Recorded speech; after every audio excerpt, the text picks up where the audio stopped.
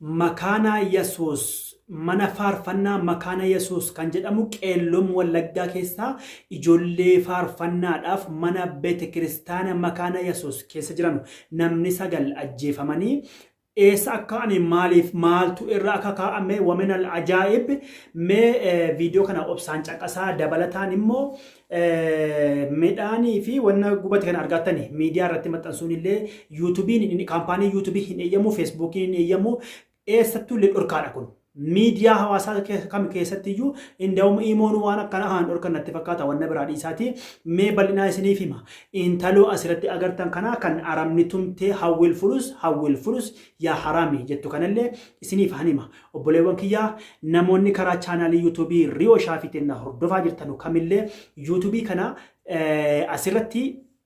gaafii keessan kamillee isiniifan keessummeessa rakkoo sabaa alaa fi keessaa namoota biyya alaatti rakkatan shamarran keenya ijoollee dhiiraa namoota maallaqni duraa badee sagalee ta'uu rakkoon tokko uumame sagalee ta'uu fi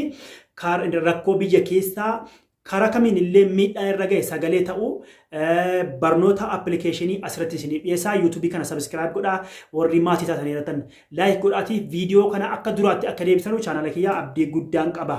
makaana Yesuus godina Wallaggaa qeelloom Wallaggaa keessatti makaana Yesuus keessatti faarfannaa ijoollee asirratti babbareedduu qacalee agartan kana asirratti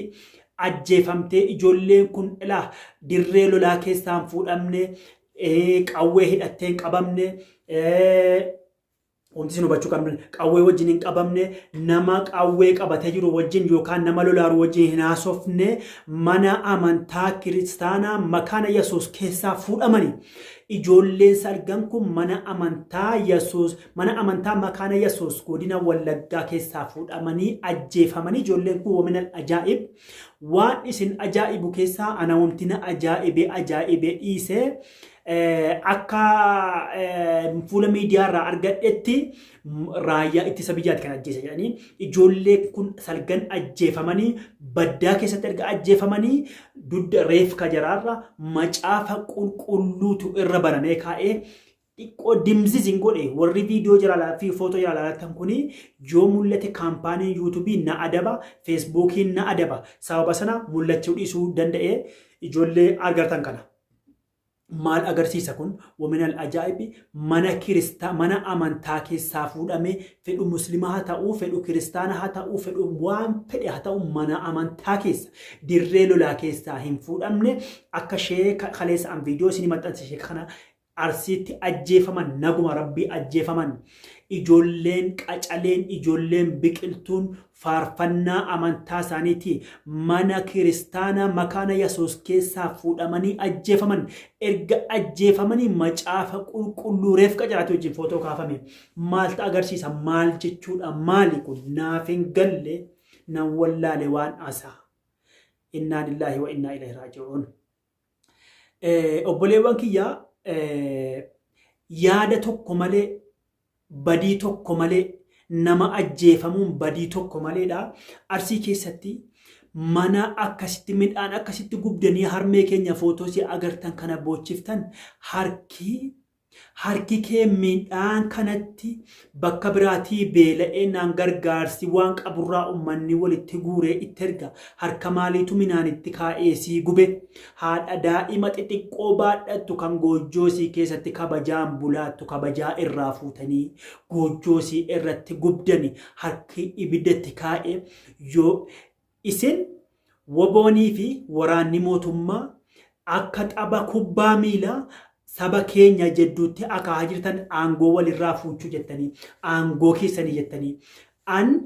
feetan wal fixaa feetan wal ajjeesaa garuu saba keenya irra dhaabbadhaa harki midhaanitti ibidda keesse sun harki goojjoo ummaa keenya irratti gubdee akkanatti daa'imaa wajjin baafte sun ibiddi rabbal izzati wal jalaal sitti qabatu dhugaa rabbii keessa koo gubate ibiddi rabbii sitti qabatu. Inna lillahi wa inna ilaihi raaji'uun harmee waan qabduun ilmoo see guddifatte aangoo walirratti qabochanii kana qullaa dhaabdanii bakkee qullaa dhaabbadhaa aangoo keessan irraa bobo'aate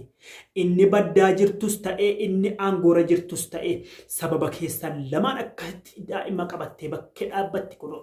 Saba badhaa kabajaa male, saba badhaa kabajaa male kabajaa irraa fuutanii, saba ulfina saba ulfeeffatamaa ulfina dhabsiiftanii, saba mana isaa keessaa bareedu mana dhabsiiftanii mana keessan dhabaati.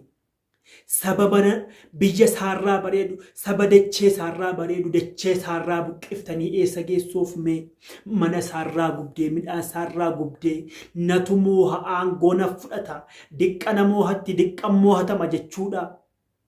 Diqqana moohatti diqqan moohatamaadha aangoo wal harkatti qabuudha. Saba akkasitti qullaa dhaabdanii haadha keessan keessaa dhalattanii kaatanii midhaan isiin qotattee aramattee daa'ima isii dugdatti dhaltee akkasitti qonfatte gizee dugdatti qabsiiftu ibiddi rabbal izzati wal jalaal sitti qabatu. Garaan siin gubatu akkamitti harmee keenya bar nama siin lole qawwee baadhatee nama siin lole otuu fanniftee gubde siin lole lubbuu keeti jettee waan irra caaltuuf lubbuu kanan baate jettee lubbuu isaa baafte miti. Kun daa'ima baadhattee mee maal si goote? Maal si goote daa'ima baadhattee kan akkasitti goote kun? Innaa lillaahi wa innaa ilayhi raaji'uun. Nama nagaa kan fixaa jirtanu, saba nagaa kan fixaa jirtanu,